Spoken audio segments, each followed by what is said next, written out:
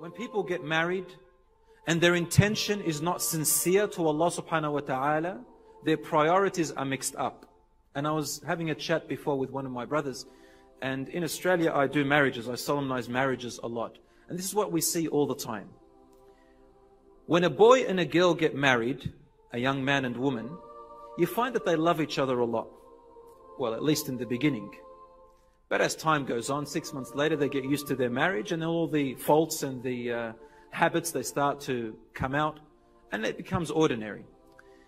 You find that a girl, for example, a wife, becomes religious because she loves her husband. Or a man who wants to marry this religious girl, you find that he starts going to the Masjid because her father likes a religious man for his daughter.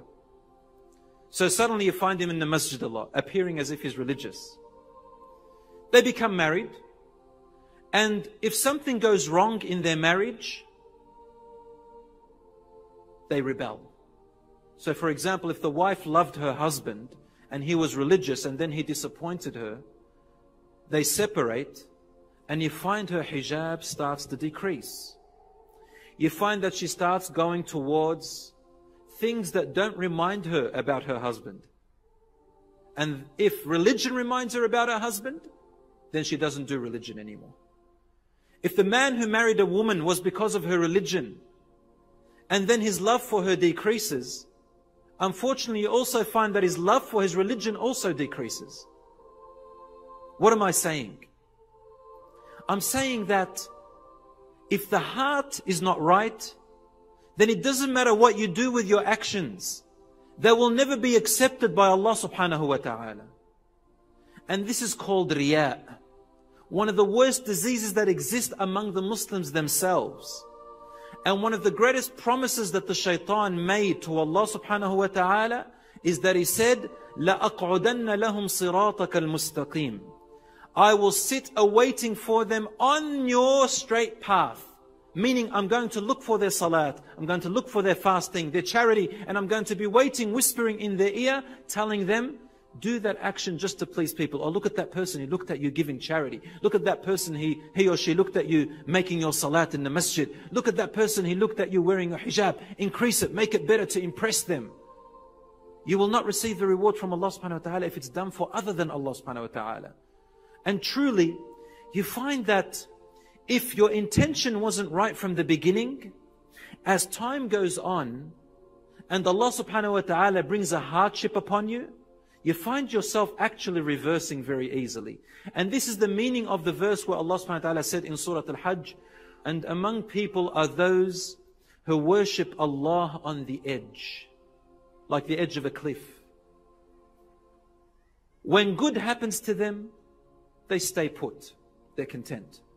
But when they are afflicted with some kind of trial or a hardship, they fall down, forward, flat on their face. They have lost this world and their hereafter.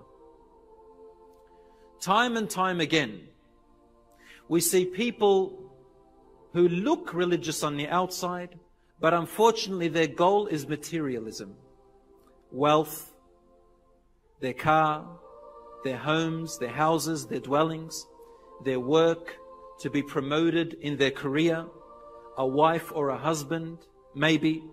Their goal is popularity, for example. Their goal is fame. Their goal is to have a good time in life, having a good time, materialism, after materialism. And when we watch the celebrities in the world who look happy on the outside, but miserable on the inside, we find that suicidal rates are so high with them. Drug addictions are so high with them. We all know this. Why? Because when you are after something that is temporary, then your happiness is also temporary. So why do they go on drugs and alcohol? In order to forget the misery and unhappiness that exists in the world. Divorce rates are so high among the celebrities. Why? Because they're after just their desires and enjoyment.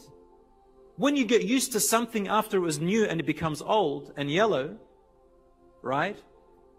You want something new again.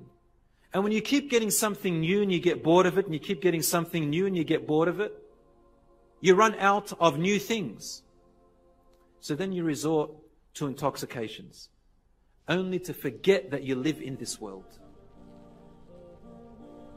But when your goal is something which is eternal, and Jannah is eternal, then the goal never runs out. Why do you think people become unhappy? Why do you think people commit suicide, as we said? Because whatever they are after has run out. من نعم الله الجبار قبس من نور المختار وبعزم كالنهر الجاري نسلك درب العلم ونعمل من نعم الله الجبار.